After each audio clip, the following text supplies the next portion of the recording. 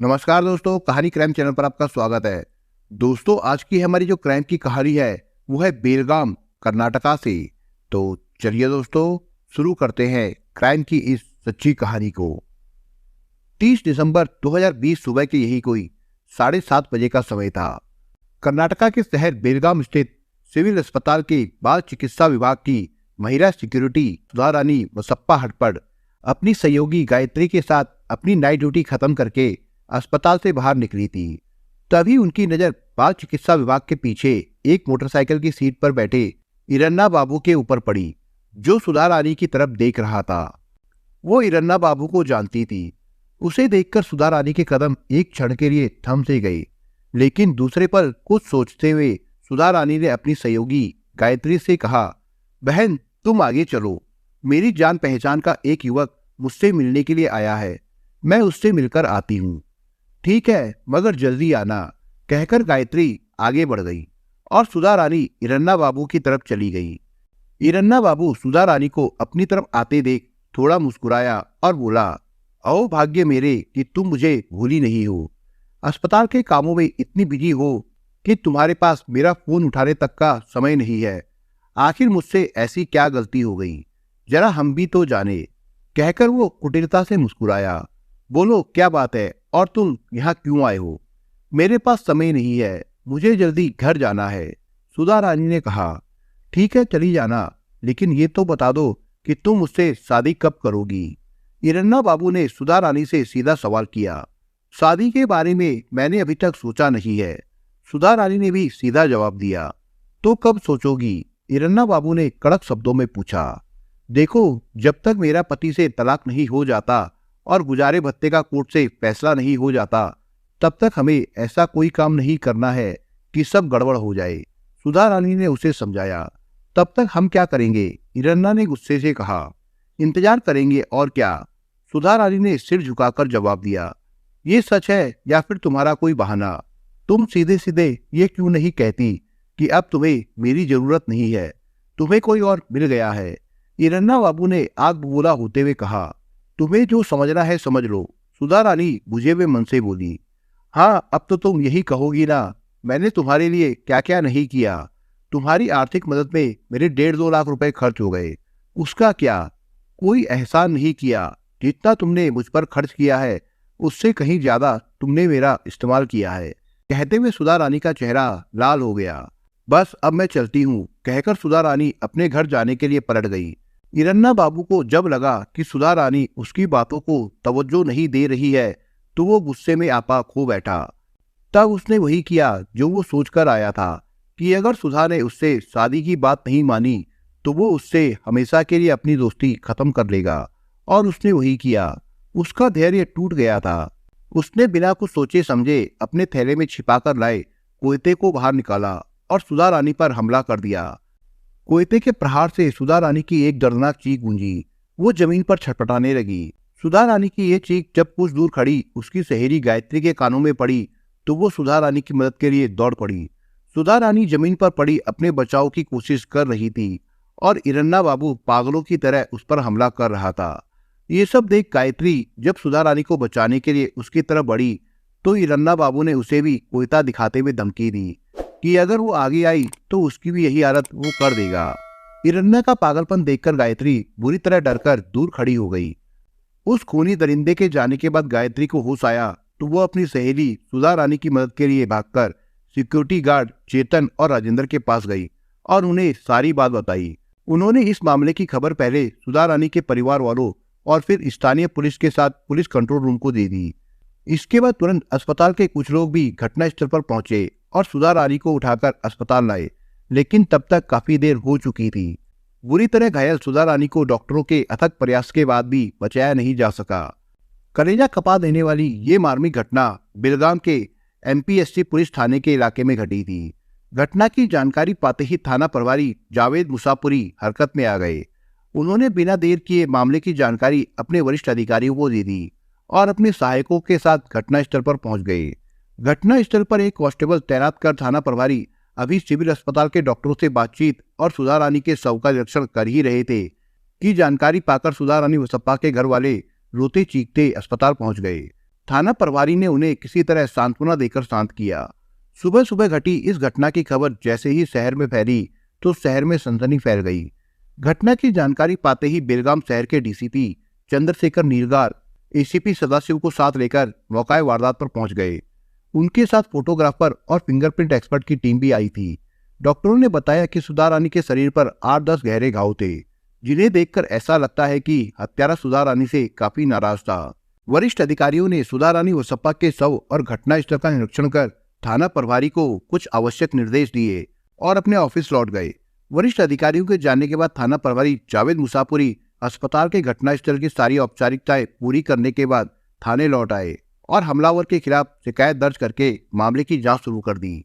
आरोपी इरन्ना बाबू की तलाश में पुलिस को अधिक माथापच्ची नहीं करनी पड़ी। अस्पताल के पीछे लगे सीसीटीवी कैमरे की फुटेज में उसकी मोटरसाइकिल का नंबर खून से लथपथ कोयटा उसके अपराध की कहानी बता रहे थे। इससे पहले कि बेलगाम शहर में सिविल अस्पताल महिला सुरक्षा गार्ड मर्डर का मामला तूल पकड़ता, जांच टीम उसकी मोटरसाइकिल नंबर और सुधा रानी के परिवार वालों के बयान पर आरोपी इरन्ना तक पहुंचने में कामयाब हो गई। पुलिस ने उसके घर पर छापा मारकर उसे हिरासत में ले लिया। पुलिस कस्टडी में आरोपी इरन्ना अपने ऊपर लगे आरोपों से खुद को अनभिज्ञ बता रहा था। उसका कहना था कि वो सुधा रानी को प्यार करता था और उससे शादी करना चाहता था, जबकि सुधा रानी के परिवार वालों का कहना था कि इरन्ना उसे प्यार के नाम पर धोखा दे रहा था, उससे शादी का वादा कर उसका सिर्फ शोषण कर रहा था। ये बात सुधा रानी जान चुकी थी, इसलिए उसने उससे दूरी बना ली थी, जो इरन्ना को बर्दाश्त नहीं हुई। इसी वजह से वो सुधा रानी से नाराज था और उसने उसकी हत्या कर दी। उनके इन आरोपों में कितनी सच्चाई थी, ये पुलिस जांच का विषय था, जिसकी तह में जाने के लिए पुलिस टीम ने जब दोनों के संबंधों को अच्छी तरह से खंगाला तो सुधा रानी हत्याकांड की जो कहानी सामने आई वो कुछ इस प्रकार से निकली। 24 साल का इरन्ना बाबू बेलगांव के आश्रम जनता प्लाट तालुका बेलहुंगल का रहने वाला था। उसके पिता एक प्राइवेट कंपनी में काम करते थे। परिवार मध्यम वर्गीय था। गांव में भी थोड़ी बहुत खेती होने के कारण समाज में उनकी काफी इज्जत थी। इरन्ना बाबू महत्वाकांक्षी था, जिसके सपने तो ऊंचे थे, लेकिन वो उन्हें बिना मेहनत के पूरे करने चाहता था। परिवार का प्यारा बेटा होने के कारण वो स्वभाव से जिद्दी था। परिवार वाले चाहते थे कि वो पढ़ लिख कर योग्य बने। यही कारण था कि परिवार उसकी पढ़ाई पर दिल खोलकर खर्चा करता था। गांव की पढ़ाई खत्म कर जब वो कॉलेज में गया तो उन्होंने उसे कॉलेज आने जाने के लिए मोटरसाइकिल भी खरीद कर दे दी। वो पढ़ाई लिखाई कम, दोस्तों के साथ मोटरसाइकिल पर मटर गश्ती अधिक किया करता था। किसी तरह 12वीं पास करके वो नौकरी की तलाश में लग गया था, लेकिन कोई डिग्री ना होने के कारण उसे कोई ढंग की नौकरी नहीं मिली। ऐसे में जब वो एक दिन मंदिर में गया तो वहां उसकी नजर सुधा रानी से टकरा गई, जिसे देखने के बाद वो उसका दीवाना हो गया। दोनों एक ही तालुका के रहने वाले थे। सन 2018 में उड़पी के श्री कृष्ण मंदिर में दोनों जब मिले तो दोनों में परिचय हो गया था। दोनों वहां के और कई मंदिरों में साथ साथ घूमे फिरे और वहां के माहौल को एंजॉय किया। घर लौटते समय दोनों ने एक दूसरे का फोन नंबर ले लिया, जिससे उनके बीच बातों का सिलसिला शुरू हो गया था। 27 साल की सुधा रानी जितनी सुंदर थी उतनी ही चंचल और विनम्र स्वभाव की। सुधा रानी के पिता एक गरीब मजदूर थे। उनकी आर्थिक स्थिति काफी कमजोर थी। परिवार दूसरों के घरों में काम करके अपना जीवन यापन करता था। सुधा रानी ने गांव के स्कूल के अलावा कॉलेज का मुंह नहीं देखा था, इसलिए वो भी अपने परिवार के साथ मेहनत मजदूरी करती थी। सन 2012 में 17 साल की उम्र में वो बेलगाम कितूर निवासी वसप्पा हड़पड़ की पत्नी बनकर अपनी ससुराल आ गई थी। शादी के 2 साल बाद ही वो एक बच्चे की माँ भी बन गई थी। उनका 2 साल का दाम्पत्य जीवन कैसे बीत गया इसका उन्हें एहसास ही नहीं हुआ था। जहां वो अपने आप को दुनिया में सबसे खुशनसीब मान रही थी, वही वक्त उसकी खुशनसीबी को डसने की ताक में था और मौका पाते ही उसे डस भी लिया। एक दिन उसके बच्चे की अचानक तबीयत बिगड़ी और उसकी मृत्यु हो गई। उसके पति और ससुराल वालों ने इसका जिम्मेदार सुधा रानी को माना। इसके बाद तो सुधा रानी के साथ ससुराल वालों ने अपना व्यवहार बदल दिया। आए दिन उसे तरह तरह की तकलीफ देना आम बात हो गई। यहाँ तक तो ठीक था, सुधा रानी उनके हर तरह के जुर्मों को सहती रही। हद तो तब हो गई जब उसके ससुराल वालों ने उसे एक दिन जिंदा जलाने की कोशिश की, जिससे वो किसी तरह बचकर अपने मायके भाग आई और फिर ससुराल ना जाने की कसम खाई। ये बात सन 2015 के मार्च की है। भागकर वो मायके जरूर आ गई थी, लेकिन मायके की स्थिति से वो अनभिज्ञ नहीं थी, इसलिए वो अपने मायके वालों पर किसी तरह का बोझ नहीं बनना चाहती थी। वो मायके आते ही नौकरी के लिए हाथ पांव मारने लगी। इसके लिए वो कई जगह गई। उसी दौरान उसके जीवन में इरन्ना बाबू आया था। दोस्ती का ये सिलसिला जब मजबूत हुआ तो दोनों के दिलों में एक दूसरे के प्रति प्रेम का अंकुर फूटा और दोनों एक दूसरे के काफी करीब आ गए। अब उन्हें जब भी मौका मिलता वो बेलगाम के मॉल या फिर रेस्टोरेंट में जाकर खाते पीते और मौज मस्ती करते। इरन्ना सुधा रानी का पूरा खर्च तो उठाता ही था, मौके बेमौके वो उसके मायके वालों की भी मदद कर दिया करता था। इरन्ना बाबू के एहसानों और शादी के वादों के नीचे दबी सुधा रानी ने उसे अपना तनमन सब सौंप दिया था। इरन्ना बाबू उसे अपनी पत्नी की तरह इस्तेमाल करता था। ये सिलसिला लगभग 2.5-3 साल तक चलता रहा।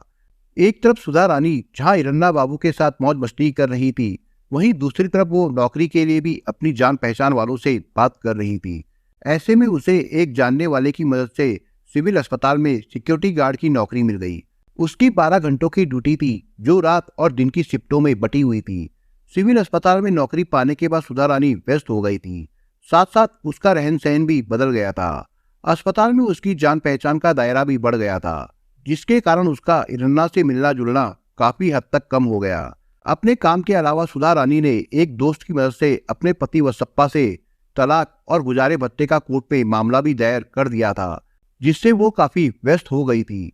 इसी दौरान सुधा रानी को यह भी शक हो गया कि उसके प्रेमी इरन्ना बाबू के कई और लड़कियों से संबंध है। इसके बाद इरन्ना के प्रति सुधा रानी का नजरिया बदल गया था, जिससे वो उससे मिलने और शादी करने के लिए टाल मटोल करने लगी थी। उसे महसूस होने लगा था कि इरन्ना उसका इस्तेमाल कर रहा है।